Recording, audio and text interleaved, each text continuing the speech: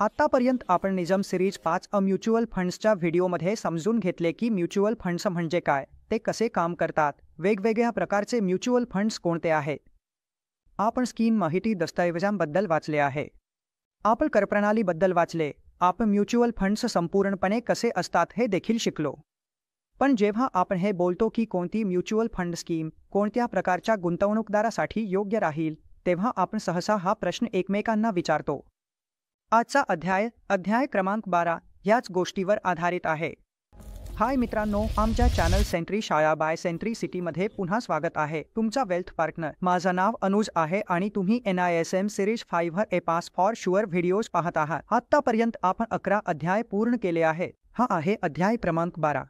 Mutual fund scheme निवड. आज आपण समजून घेणार आहोत गुंतवणूकदाराच्या गरजा, प्राधान्यक्रम आणि जोखीम प्रोफाईलवर आधारित स्कीम निवड. म्युच्युअल फंड स्कीम्समधील जोखीम पातळी. म्युच्युअल फंड्सच्या गुंतवणूक धोरणावर आधारित स्कीम निवड. फंडची कामगिरी. Fund portfolio. फंडचे वय, फंडचा आकार, पोर्टफोलिओ टर्नओव्हर, स्कीमचे खर्च आणि वेगवेगळ्या कडून किंवा स्कीम कॅटेगरीमध्ये उपलब्ध असलेल्या म्युच्युअल फंड स्कीम्सची निवड.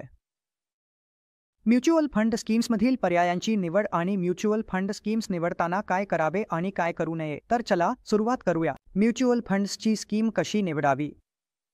कोणताही गुंतवणूकदार, तो कोणत्याही वयोगटातील असो किंवा कोणत्याही जोखमीची तयारी असो, तो आपल्या उद्दिष्टांची पूर्तता करण्यासाठी आणि गुंतवणूक करण्यासाठी म्युच्युअल फंड स्कीम कशी निवडू शकतो आणि त्याला स्कीमबद्दल कसे कळू शकते की कोणत्या स्कीममध्ये किती जोखीम आहे. चला या अध्यायात समजून घेऊया. सर्वात आधी येते स्कीमची निवड. गुंतवणूकदाराच्या गरजा, प्रोफाईल आणि जोखीम घेण्याच्या क्षमतेवर आधारित. एका गुंतवणूकदारासाठी म्युच्युअल फंड स्कीमची निवड हे या गोष्टीवर अवलंबून असते की तो नेमकं काय इच्छितो आहे. तो त्याला आपली भांडवल वाढ दीर्घ कालावधीत हवी आहे का, की तो आपले भांडवल सुरक्षित ठेवून काही प्रमाणात नियमित उत्पन्न मिळवू इच्छितोय, भांडवल जपून ठेवू इच्छितोय. तो कोणत्या प्रकारे गुंतवणूक करू इच्छितो आणि नेमकी त्याची गरज काय आहे. म्हणून गुंतवणूक ही या गोष्टीवर अवलंबून असते. त्याचे जे गुंतवणुकीचे उद्दिष्ट आहे, त्याचे जे आर्थिक ध्येय आहे, गुंतवणूकदार तेच पूर्ण करण्यासाठी म्युच्युअल फंडमध्ये गुंतवणूक करतो. म्हणून त्याची स्कीम निवड, त्याची म्युच्युअल फंड स्कीम निवड ही त्याच्या प्रोफाईलवर, त्याच्या गुंतवणुकीच्या उद्दिष्टावर आणि त्याची परतावा घेण्याची क्षमता, त्याची जोखीम घेण्याची क्षमता यावर आधारित असते. दुसरे म्हणजे गुंतवणूकदाराच्या जोखीम प्रोफाईलवर आधारित म्युच्युअल फंड स्कीम्सची निवड करणे. पहा, जोखीम ही प्रत्येक म्युच्युअल फंड गुंतवणूकदाराची वेगळी असते. 25 ते 30 वर्षांचा गुंतवणूकदार आहे, त्याची जोखीम घेण्याची क्षमता किंवा जोखीम घेण्याची तयारी वेगळी असेल आणि 35, 40, 45 वर्षांचा गुंतवणूकदार आहे, त्याची वेगळी असेल. आणि जो गुंतवणूकदार 60 वर्षांचा, 65 वर्षांचा आहे, त्याची जोखीम घेण्याची क्षमता आणि जोखीम घेण्याची तयारी देखील सगळ्यांची वेगळी असेल. म्हणून या तिन्ही प्रकारच्या गुंतवणूकदारांसाठी त्यांची स्कीम निवड पूर्णपणे वेगळी असेल. असं म्हटलं जातं, असं मानलं जातं की तुमच्या आयुष्याच्या सुरुवातीच्या टप्प्यात, जसं की 25, 30, 35 वर्षांचं वय असताना गुंतवणूकदाराची जोखीम घेण्याची क्षमता जास्त असते आणि तो अशा म्युच्युअल फंड किंवा म्युच्युअल फंड स्कीम्समध्ये गुंतवणूक करू शकतो जिथे जास्त परताव्याची शक्यता असते आणि तितकीच जास्त जोखीमही असते. जसं की तो मिड आणि स्मॉल कॅपमध्ये आपला एक्सपोजर जास्त ठेवू शकतो आणि पूर्ण पोर्टफोलिओ तयार करू शकतो. जसं त्यांचं वय वाढतं तसं त्यांचा एकूण इक्विटी या ॲसेट क्लासमधला एक्सपोजर कमी होत जातो. जसं फायनान्समध्ये एक नियम आहे, 100तून वय वजा करा तितकं टक्के इक्विटीमध्ये असावं. म्हणून जर एखाद्या गुंतवणूकदाराचं वय 30 वर्ष असेल आणि आपण 100मधून 30 वजा केलं म्हणजे 70, तर असं म्हटलं जातं की 70% गुंतवणूक इक्विटीमध्ये असावी. 50 वर्षांच्या गुंतवणूकदारासाठी 50% इक्विटीमध्ये आणि 50% डेटमध्ये असावं आणि 70 वर्षांच्या गुंतवणूकदारासाठी 30% इक्विटीमध्ये आणि 70% डेटमध्ये असावं. पण पुन्हा हा फक्त एक अंगठा नियम आहे, कारण हे प्रत्येक गुंतवणूकदारावर अवलंबून असतं. एक गुंतवणूकदार आहे जो 30 वर्षांचा आहे, पण त्याला जोखीम घ्यायची नाही, त्याची तयारीच नाही जोखीम घेण्याची. असं होऊ शकतं की तो आपला संपूर्ण पोर्टफोलिओ फिक्स्ड इन्कममध्ये ठेवेल आणि बाजारात असेही काही गुंतवणूकदार असतात जे 60, 65 किंवा 70 वर्षांचे आहेत आणि अजूनही त्यांचा संपूर्ण पोर्टफोलिओ प्रामुख्याने इक्विटीमध्येच आहे. त्यांच्या पोर्टफोलिओमध्ये इक्विटीचं प्रमाण जास्त आहे. म्हणून अशा प्रकारचेही गुंतवणूकदार असतात. आपल्याला हे समजून घेतले पाहिजे की प्रत्येक गुंतवणूकदाराचे जोखीम प्रोफाईल वेगळे असते. त्यांचे वय वेगळे असते आणि त्यानुसार आपल्याला त्यांच्या योजना निवडाव्या लागतील. आणि जसं मी तुम्हाला सांगितलं, म्युच्युअल फंडमध्ये large cap, mid cap, small cap अशा वेगवेगळ्या प्रकारच्या म्युच्युअल फंड योजना असतात. तर आयुष्याच्या सुरुवातीच्या टप्प्यात आपण जास्तीत जास्त गुंतवणूक स्मॉल आणि मिड कॅपमध्ये करू शकतो आणि त्याचप्रमाणे एखादा 60-70 वर्षांचा गुंतवणूकदार असेल तर त्याला आपण फक्त लार्ज कॅशही देऊ शकतो. पण त्याच्या एकूण 30-40% इक्विटी गुंतवणुकीत ती प्रामुख्याने लार्ज कॅपमध्येच असेल. ॲसेट अलोकेशन देखील म्युच्युअल फंड योजना निवडताना खूप महत्त्वाचं आहे. मालमत्ता वाटप म्हणजे काय ते पहा. तुमच्या एकूण गुंतवणुकीचं वेगवेगळ्या ॲसेट क्लासेसमध्ये वाटप करणं.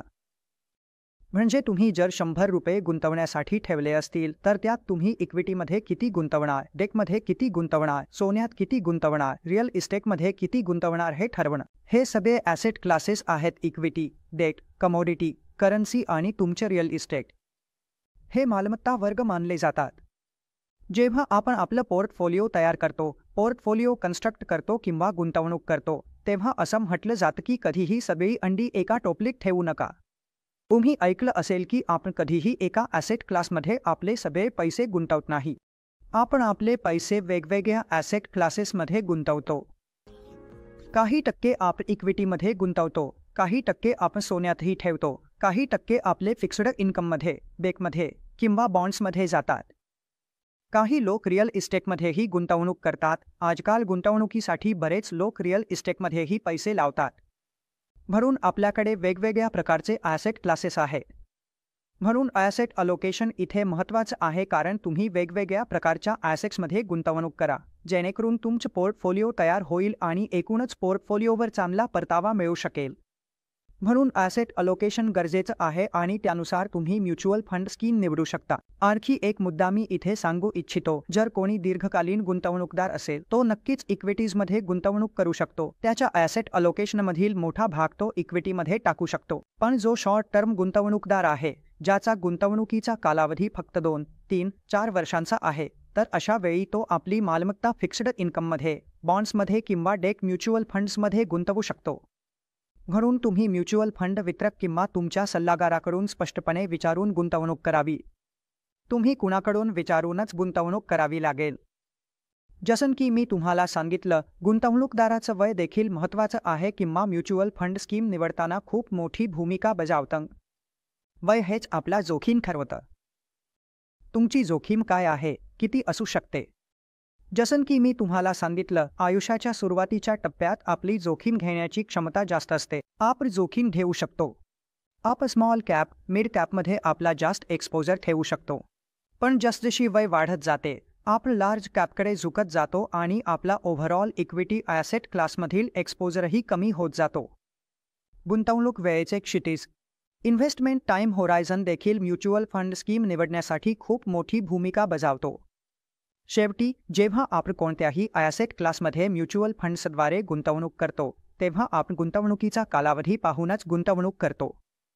जसे की इक्विटी ॲसेट क्लासमध्ये आपण दीर्घकालीन गुंतवणुकीसाठी गुंतवणूक करतो. 10 ते 12 वर्षे, 15 वर्षांच्या कालावधीत पाहिले गेले आहे की इक्विटीमध्ये खूप चांगला परतावा मिळाला आहे. डेटमध्ये आपण अल्पकालीन 2 वर्षे, 3 वर्षे आणि 1 वर्ष, तसेच मनी मार्केट फंड्समध्ये 1 वर्षापेक्षा कमी कालावधीसाठी असलेल्या अल्ट्रा शॉर्ट टर्म फंड्समध्येही गुंतवणूक करू शकतो आणि काही परतावा मिळवू शकतो. जो गोल्ड फंड आहे तो सोन्याच्या किमतीनुसार चालेल.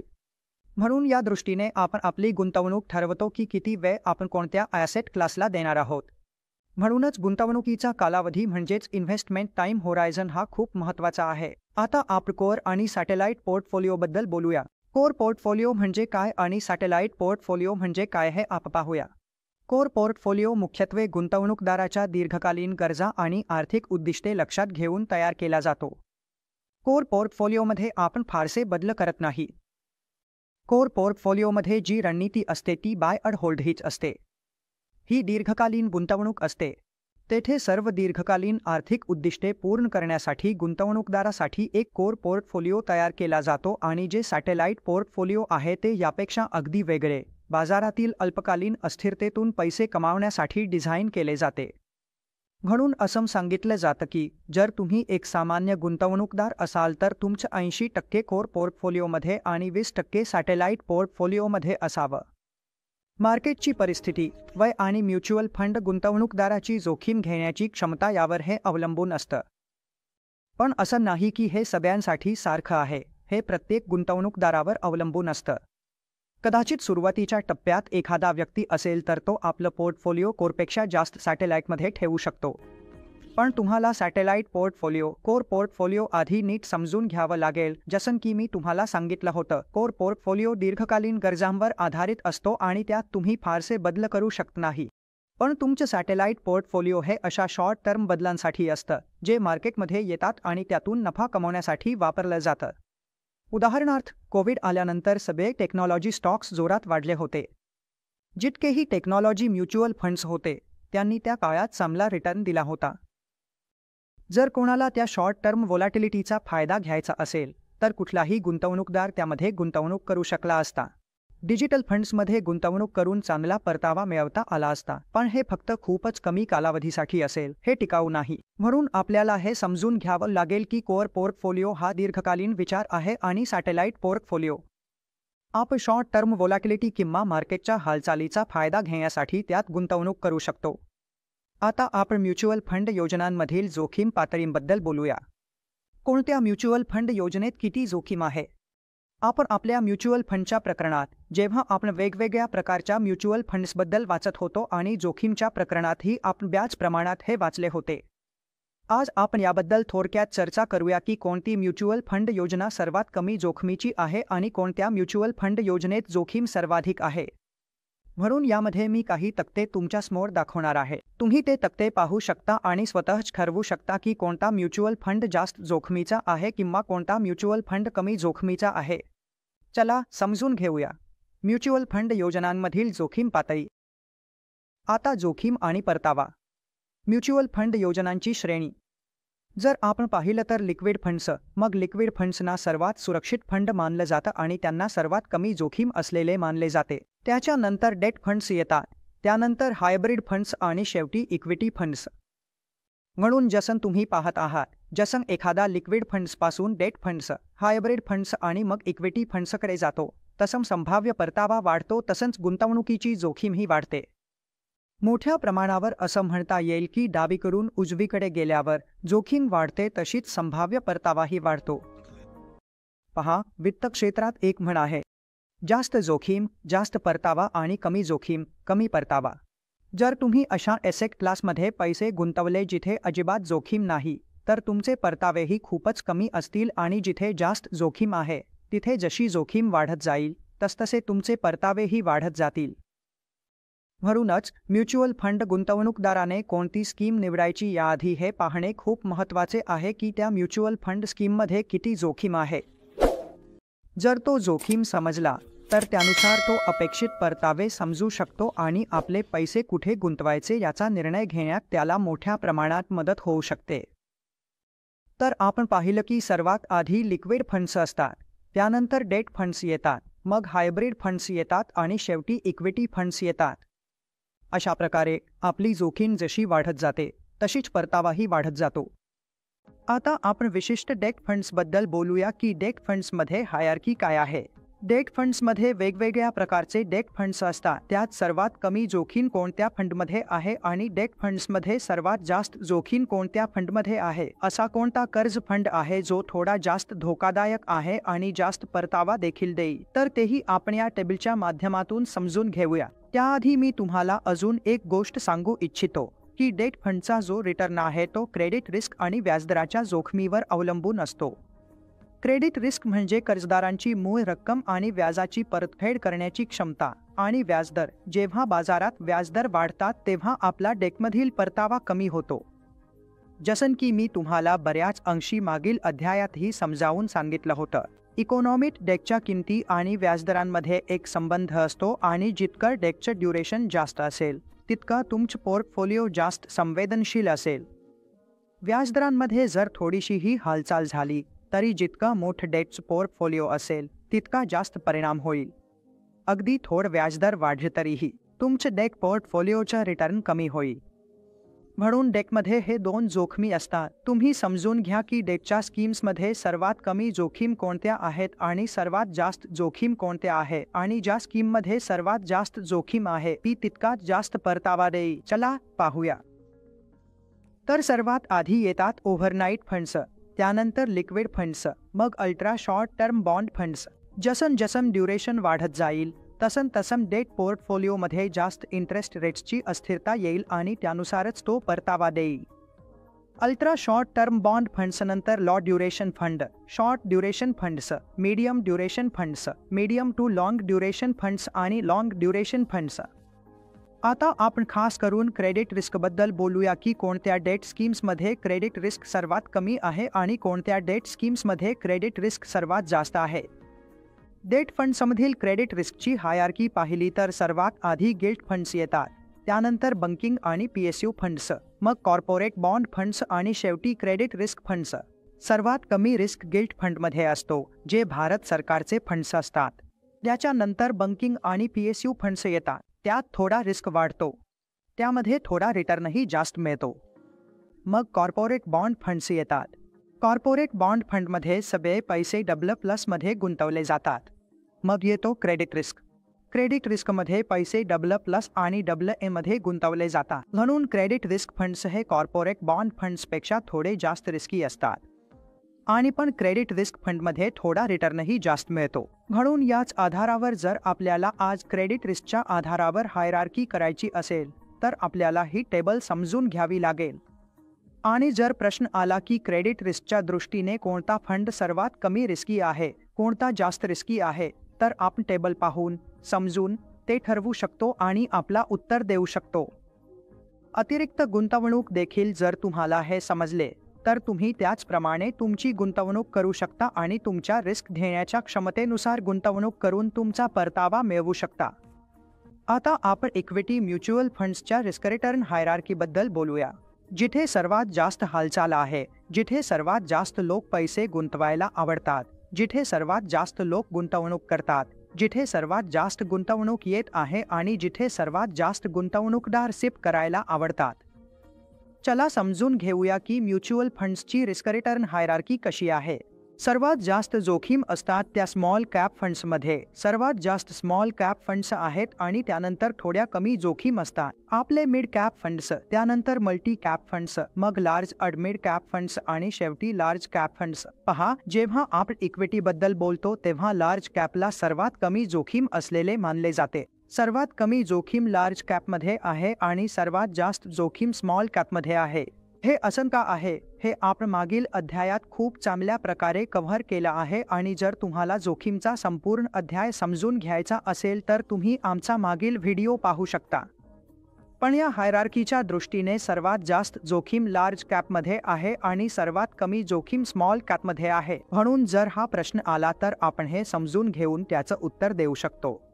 आता आपण risk return hierarchy of diversified to concentrated fund याबद्दल बोलूया. एक डायव्हर्सिफाईड फंड आहे जो अर्थव्यवस्थेतील जवळपास सर्व सेक्टर्स कव्हर करतो आणि एक कन्सन्ट्रेटेड पोर्टफोलिओ आहे. कदाचित जो सेक्टर फंड, थीमॅटिक फंड, एक थीमवर आधारित फंड जसं की बँकिंग, त्यातच सगळा पैसा गुंतवला जातो. यापैकी कोणता जास्त रिस्की आहे, कोणता कमी रिस्क आहे हे आपण या टेबलच्या माध्यमातून समजून घेऊ. पहा, सर्वात कमी रिस्क डायव्हर्सिफाईड फंड्समध्ये आहे. त्याच्यानंतर फोकस फंडमध्ये रिस्क वाढतो कारण डायव्हर्सिफाईड फंडमध्ये गुंतवणूक जास्त प्रमाणात विविध क्षेत्रांमध्ये केली जाते. तिथे तुमचं पैसेचं युनिव्हर्स थोडं मोठं असतं. फोकस फंडमध्ये फोकस 30, फोकस 40, फोकस 50 शेअर्सवर असतो, म्हणजे लक्ष त्या निवडक शेअर्सवरच केंद्रित असतं. कन्सन्ट्रेशन रेशो त्या निवडक शेअर्समध्येच असतो, म्हणूनच तिथे रिस्क वाढतो. आणि त्यानंतर थीमॅटिक फंड्स जे थीमवर आधारित असतात त्यात रिस्क आणखी वाढतो. युनिव्हर्स फंड्समध्ये स्टॉक्सचा रिस्क तिथे वाढतो आणि सेक्टर स्पेसिफिक फंड्समध्ये फक्त त्या सेक्टरमध्ये पैसे गुंतवले जातात. जसं गिंगमध्ये पैसे गुंतवले जातात, म्हणजे गिंगमध्ये फक्त 10 ते 12 स्टॉक्स आहेत.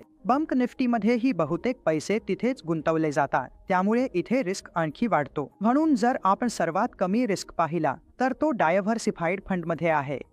त्याच्यानंतर फोकस्ड फंड्समध्ये थोडा रिस्क वाढतो, मग थीमॅटिक फंड्समध्ये आणि त्यानंतर सेक्टोरल फंड्सची पाळी येते. आता आपण बोलूया रिस्क रिटर्न हायरार्की बद्दल, जी हायब्रिड फंड्ससाठी सेबीच्या म्युच्युअल फंड्सच्या कॅरेक्टरायझेशन सर्क्युलरनुसार आहे.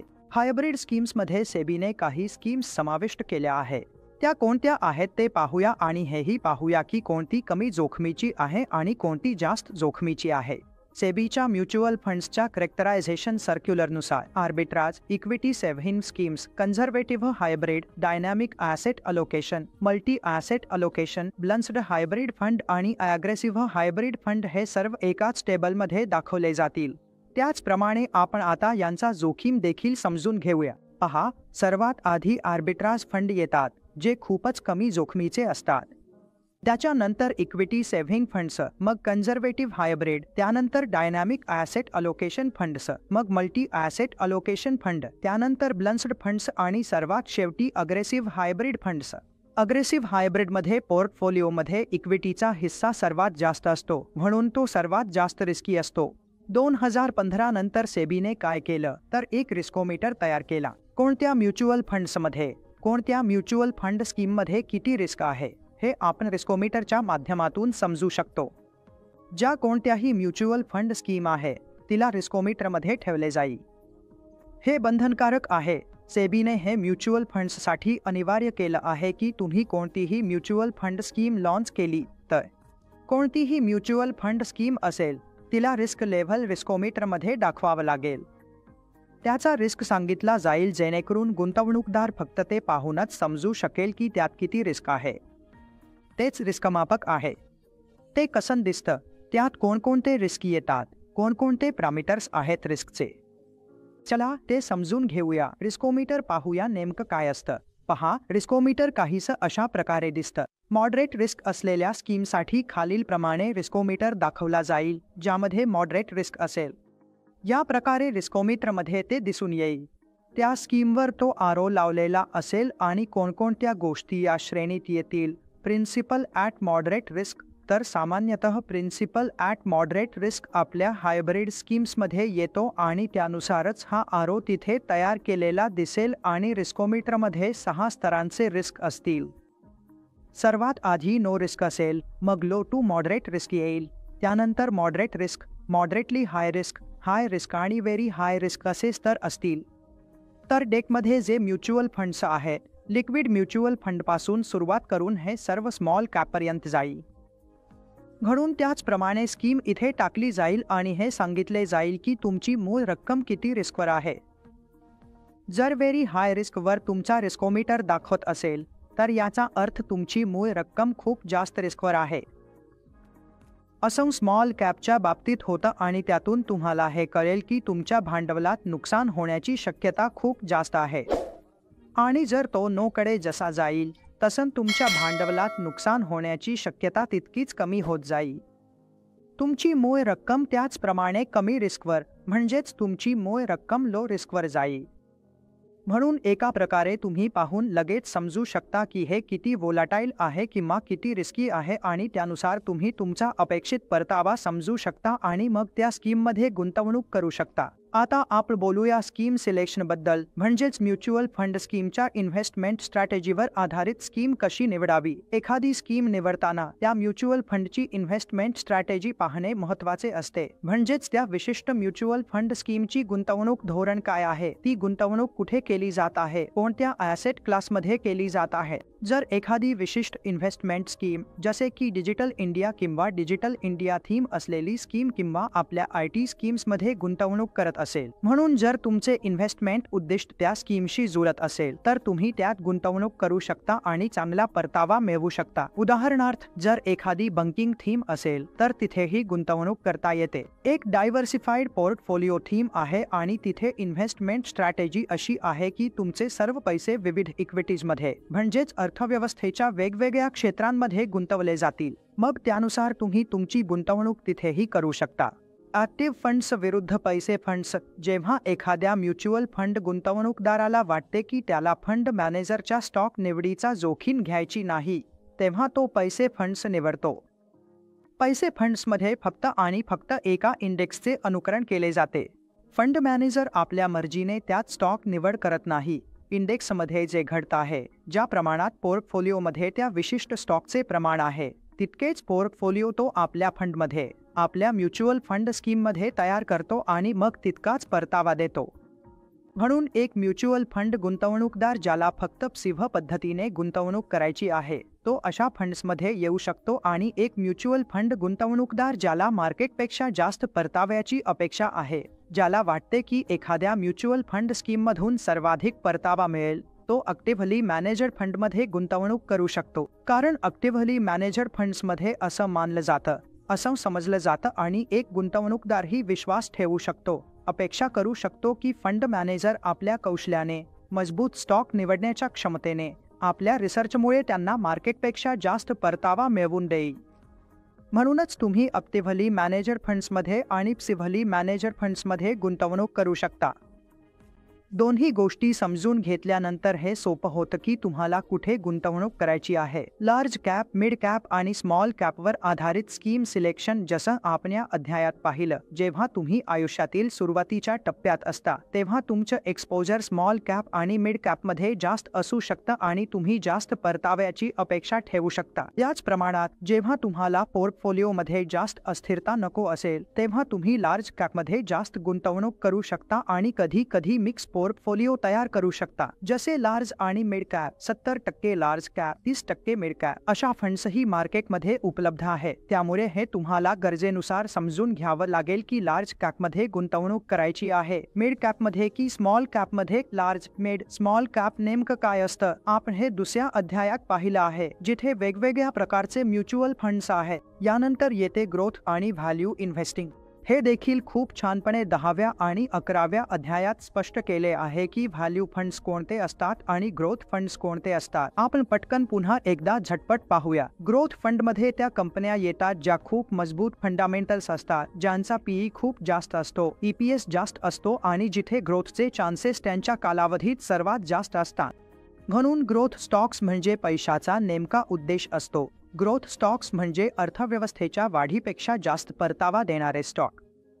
म्हणून ग्रोथ फंड्स तुम्हाला अर्थव्यवस्थेच्या ग्रोथपेक्षा जास्त रिटर्न देतील.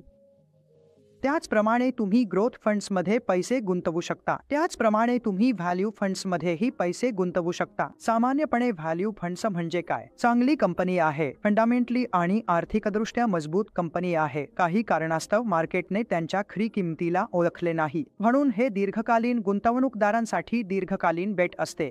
सामान्यपणे जितके मोठे गुंतवणूकदार आहेत ते व्हॅल्यू इन्व्हेस्टर्स असतात.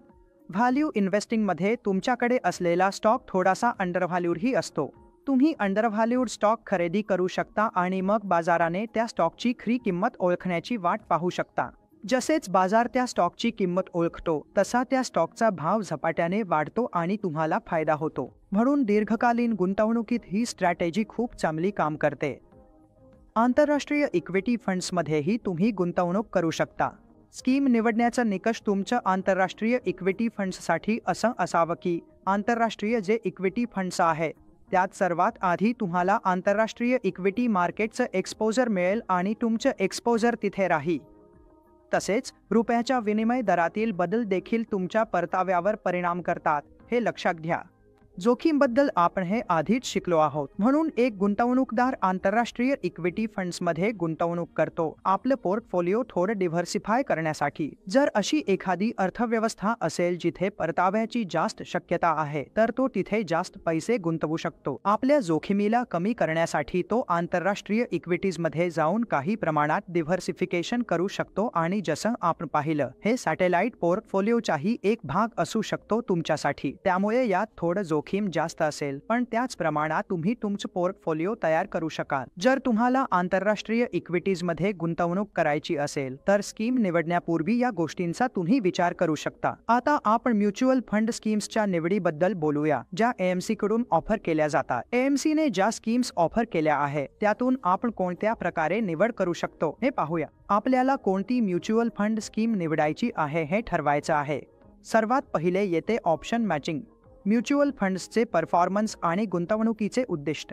सर्वात पहिले येते फंड्सचे पोर्टफोलिओ गुंतवणुकीच्या उद्दिष्टाशी जुळवणे, म्हणजेच तो म्युच्युअल फंड त्या विशिष्ट उद्दिष्टाशी कसा जुळतो. म्युच्युअल फंड स्कीमचे गुंतवणुकीचे उद्दिष्ट काय आहे, पोर्टफोलिओ देखील त्याचप्रमाणे तयार केला आहे का नाही हे तपासावे. बहुतेक एएमसी आपल्या पोर्टफोलिओचे मासिक आधारावर गुंतवणूकदारांना विकतात, डिस्ट्रीब्युटर्सना विकतात आणि गुंतवणूकदार तसेच डिस्ट्रीब्युटर्स पोर्टफोलिओ पाहून हे ठरवू शकतात. ते शोधू शकतात की त्यांचा पोर्टफोलिओ गुंतवणुकीच्या उद्दिष्टाशी जुळतो आहे की नाही. म्हणून स्कीम निवडताना हे देखील एक निकष असू शकतो. जेव्हा वेगवेगळ्या एएमसींनी आणि फंड मॅनेजर्सनी ऑफर केलेल्या फंड्सच्या आधारावर म्युच्युअल फंड स्कीम निवडायची असते. बहुतसे दीर्घकालीन म्युच्युअल फंड गुंतवणूकदार फंड मॅनेजरलाही पाहतात की कोणत्या फंड मॅनेजरने कोणती स्कीम किती चांगल्या प्रकारे चालवली आहे.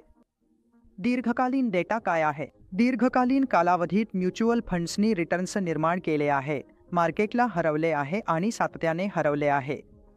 म्हणून फंड मॅनेजरलाही सामान्यपणे पाहिले जाते. जेव्हा स्कीम्स निवडण्याचा प्रश्न येतो तेव्हा फंड्सची कामगिरी हे देखील एक फार मोठे कारण असते. बहुतसे गुंतवणूकदार फक्त फंड्सची कामगिरी पाहूनच स्कीम निवडतात. हे अजिबात सल्ल्याचे नाही. पण हो, पुन्हा हेच. हे देखील म्युच्युअल फंड स्कीम निवडताना खूप मोठी भूमिका बजावते. तुम्ही म्युच्युअल फंड स्कीम्सची कामगिरी पाहू शकता. सेबीने म्युच्युअल फंड स्कीम्सच्या कामगिरीबद्दलही सांगितले आहे की आपल्याला कामगिरी कशी दाखवायची त्याच्या आधारावर तुम्ही फंड निवडू शकता. फंड्स पोर्टफोलिओ कोणतीही म्युच्युअल फंड स्कीम निवडण्यापूर्वी मूल्यांकन करणे आवश्यक आहे. फंडाचा पोर्टफोलिओ कसा आहे. विविध सेक्टरमध्ये म्हणजेच अर्थव्यवस्थेच्या वेगवेगळ्या क्षेत्रांमध्ये पैसा गुंतवला आहे का नाही.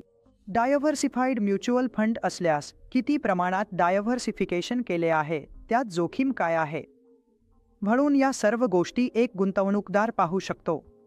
फंड पोर्टफोलिओबाबत आणि डेट फंड्सच्या बाबतीत सरासरी maturity, modified duration, yield to maturity आणि ड्युरेशन या सर्व गोष्टी तो पाहू शकतो आणि या सर्व गोष्टी लक्षात घेऊन त्याने गुंतवणूक कशी करावी हे ठरवू शकतो. फंडचा वय असलेला फंड आणि नॉन एज फंड म्हणजे ज्या फंडाचा वय जास्त आहे त्याची इतिहासही आपण पाहू शकतो. त्याच्या कामगिरीचे मूल्यांकन करू शकतो. फंड मॅनेजरच्या कामगिरीचेही मूल्यांकन करू शकतो. म्हणून या प्रकारेही म्युच्युअल फंड स्कीम निवडण्यासाठी एक निकष ठरू शकतो. एक नवीन फंड जो अशा पोर्टफोलिओ मॅनेजरकडून व्यवस्थापित केला जातो ज्याची कामगिरी काहीशी फिकी आहे तो नक्कीच टाळता येऊ शकतो. पोर्टफोलिओ टर्नओव्हर किंवा पोर्टफोलिओ टर्नओव्हर रेशो. खरेदी विक्री करताना आपल्याला ब्रोकरेज द्यावी लागते. जितकी जास्त खरेदी किंवा जितकी जास्त विक्री होईल त्या स्कीमचा खर्चाचा प्रमाण एक्सपेन्स रेशो तितकाच वाढेल. म्हणून असं म्हटलं जातं किंवा मानलं जातं की एखाद्या स्कीमचा पोर्टफोलिओ टर्नओव्हर रेशो जास्त नसावा किंवा जर तुम्ही 2 स्कीम्स पाहत असाल आणि एका स्कीमचा पोर्टफोलिओ टर्नओव्हर रेशो जास्त आहे तर ती स्कीम टाळावी. ज्याचा कमी आहे ती स्कीम घ्यावी. पण पुन्हा आपण वेगवेगळ्या घटकांवर आणि वेगवेगळ्या निकषांवर देखील त्या स्कीमचं मूल्यांकन करू. पण जेव्हा फक्त पोर्टफोलिओ टर्नओव्हर रेशोचा विचार येतो तेव्हा तुम्ही असं म्हणू शकता की पोर्टफोलिओ टर्नओव्हर रेशो जितका जास्त तितकं ते वाईट असतं. मित्रांनो, हेच होतं सिरीज 5च्या म्युच्युअल फंड डिस्ट्रीब्युशन परीक्षेच्या 12व्या अध्यायातून आणि हा म्युच्युअल फंड्सचा शेवटचा अध्याय आहे. स्विफाय म्हणजेच आज आपले सगळे अध्याय म्युच्युअल फंड्स स्विफायचे पूर्ण झाले आहेत आणि या व्हिडिओज पाहूनच तुम्ही तुमची म्युच्युअल फंडची परीक्षा पास करू शकता. आणि आमचे इतर व्हिडिओ पाहण्यासाठी तुम्ही आमच्या प्लेलिस्टवर जाऊ शकता.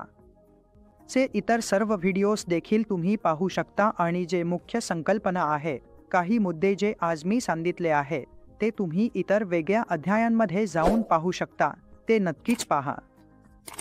तुम्हाला तुमचा अध्याय अजिबात स्पष्टपणे समजणार नाही. आणि खूप खूप धन्यवाद मित्रांनो, तुम्ही ही व्हिडिओ शेवटपर्यंत पाहिल्याबद्दल.